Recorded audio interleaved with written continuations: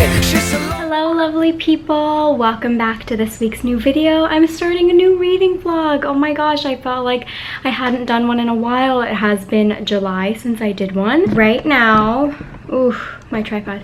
I'm dog sitting Nico. He is a Samoyed and he's 1 year old.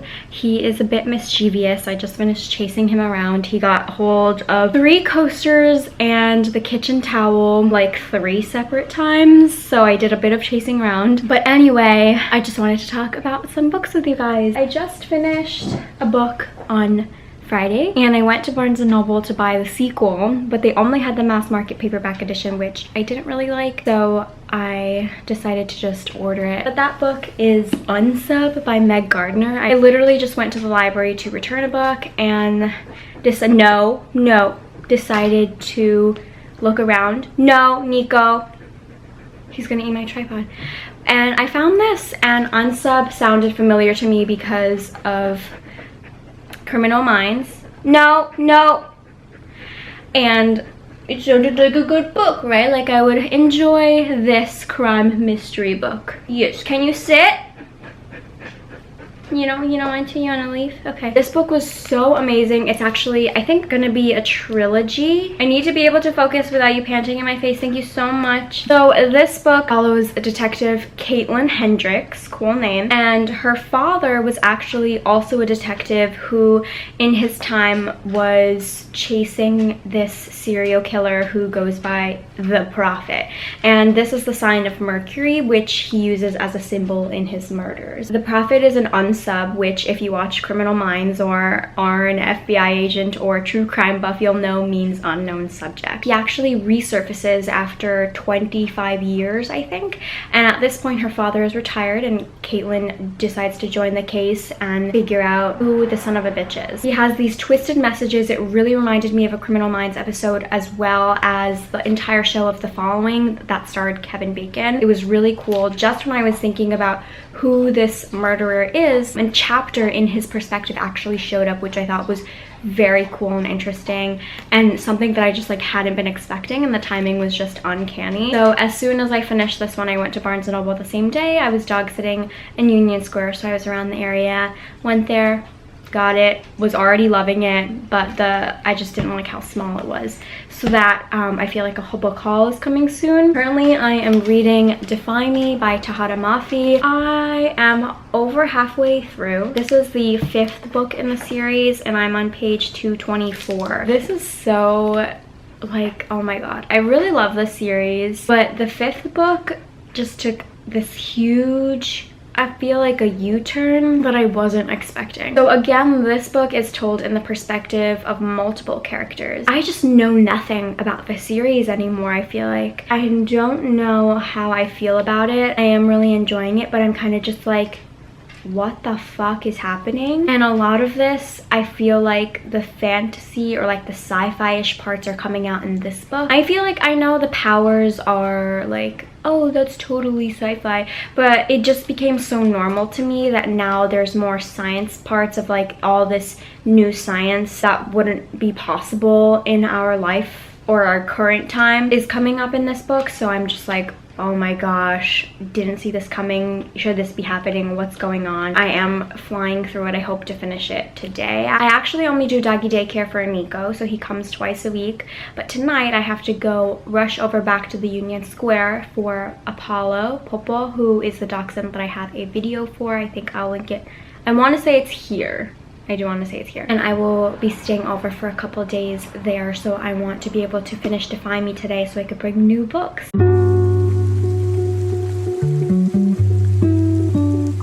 Been a couple hours, like a lot. My mom came home, I ate with her. We went on a walk. Thank you, your breath is so hot. But actually, before my mom came home, like right when she came home, I finished Defy Me. I still don't know how to feel about this book. I feel like it's a 4.5. Seriously, everything I know about this book, the series, is just, I feel like I've been, stop licking. I feel like I've been through the simulation myself. You're in my shot. So everything just feels so strange, but I am curious to see how the series is going to end. Now I know the end goal, because the book is told in different perspectives and not just the perspective of Juliet anymore, the book felt a lot shorter. It was interesting. It was kind of like reading the novella. It was quick in that way, but I feel like Tahereh Mafi is doing it because the series is ending and there's just like so much more detail that she hasn't gone into. I'm not sure if there is a novella after this. I will look for that before starting my new book, which I still have not picked, but let me check if there is a novella. I'm such a fake fan, so I looked on Goodreads only to realize that the book is coming out in October.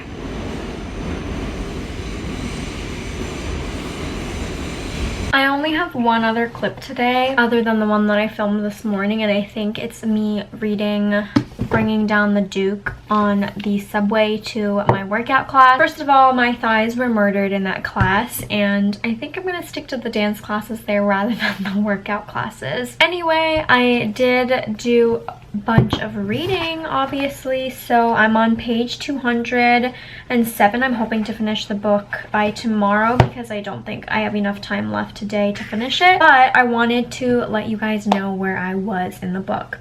So this book is a very slow burn. I really was waiting for the romance to happen, and I'm very glad that it did. It gives me all the feels. It's very steamy and a lot of forbidden love because the Duke of Montgomery, Sebastian, is the Duke and Annabelle Archer is basically a commoner. I did not talk about what this book was about. Annabelle Archer is admitted into Oxford as one of its first female students. It takes place in 1879 England. She has to recruit men to support the suffrage movement that she's a part of at Oxford, and the man in power that she is trying to convince to join this movement is the Duke. So they are finally like hooking up right now, but it's very confusing for both of them because he knows what he wants and he's the Duke, so he could do whatever, but Annabelle knows that she will come off as a social pariah and she won't be able to save face if this were to come out in public.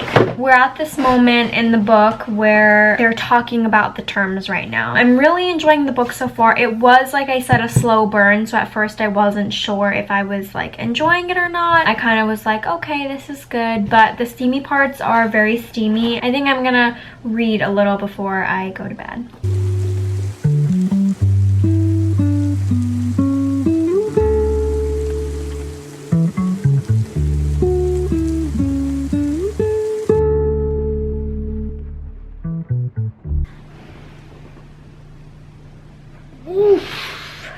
I just finished my book, Bringing Down the Duke, and I'm giving it 4.5 stars. I just have to update my Goodreads review about it, but I really enjoyed it. It is a slow burn, and you really just want these two to come together. It's so hard because there is so much like sexual tension there, but it just can't happen. She knows that even if it does happen, she can't really marry him because that would be such a huge scandal. Also, it's interesting because as an adult romance, it's so funny. I keep forgetting how taking place in the 1879 in England. So it's sort of weird hearing about like sex scenes in the 1800s that people are still getting down and dirty. Also, my thighs are burning after my dance class, or my workout class I should say, and I have work tomorrow. I don't know how I'm gonna handle that. I can barely sit down, as you saw before. Also, I got a package I recently ordered, $6 on Amazon, and one of them only came separately. I think the other 5 are coming together next week. So it came today and I wanted to open it with you guys today. I actually know which one it is, so I'm pretty excited.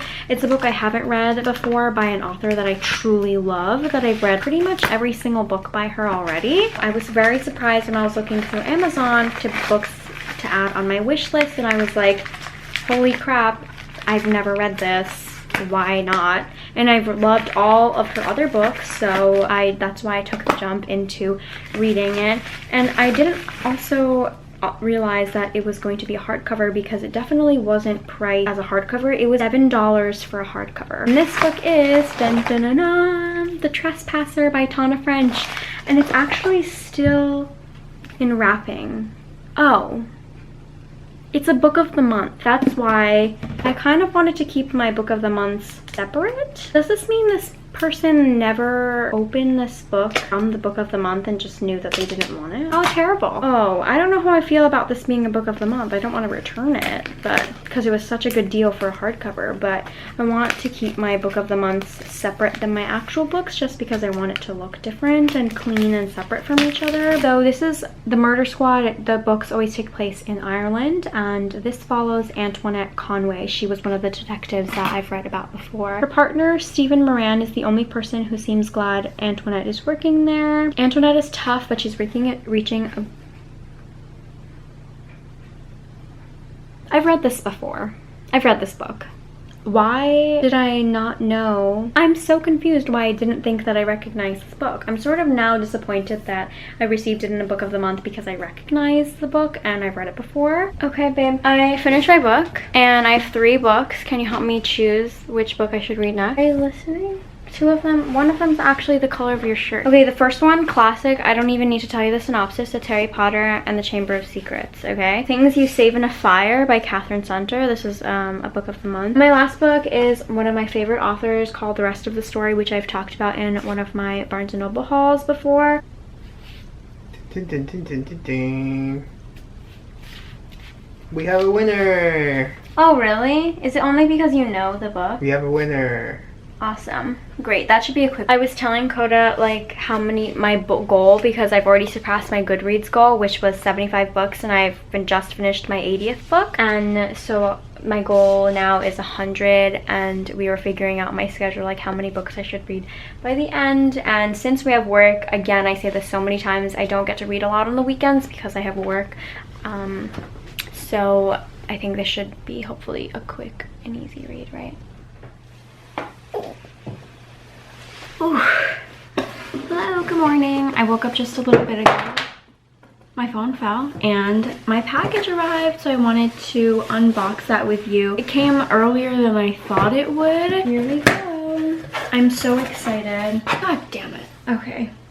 So the first book that I picked out are these 2. It's Unsub and Into the Black Nowhere, which is really great because now I could read this. But the thing is, I could have just purchased these at Barnes & Noble because I think the paperback editions are only the mass paperback editions. I purchased the Grishaverse trilogy, so now I can finish it. I just needed to read Run and Rising. I'm really excited because these editions are so very pretty. The Summer I Turned Pretty. I actually only read The Summer I Turned Pretty, so I still need to read the next 2 books, and I knew I wanted to buy the trilogy because I absolutely loved the first one. So now this is also a series I get to finish. Percy Jackson and the Olympian series. These are the editions that connect. The spines all connect, which I really, really liked. But this, I also needed to read the last 2 books, which are The Battle of the Labyrinth and The Last Olympian. Looking at them like this is just so nice.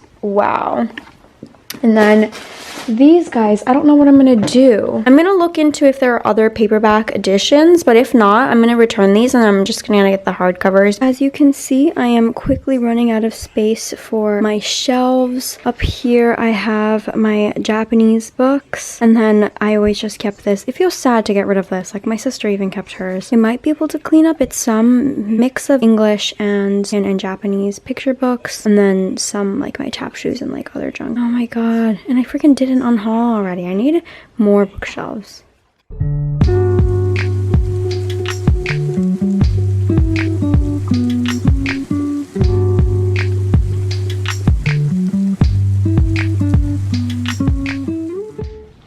Happy Monday, everyone. I'm back here with Nico, who was about to lick my books again.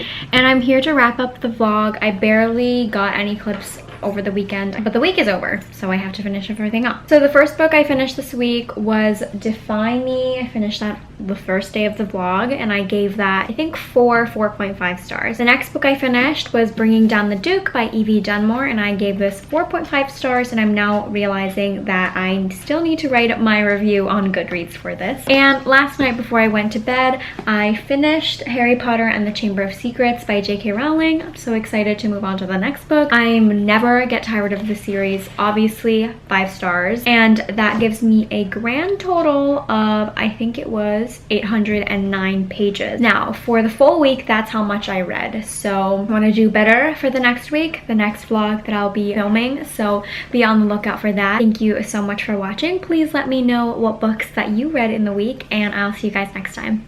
Bye. Never wanna do this again. Wrong turn on a dusty road. I did it to myself, I can't pretend.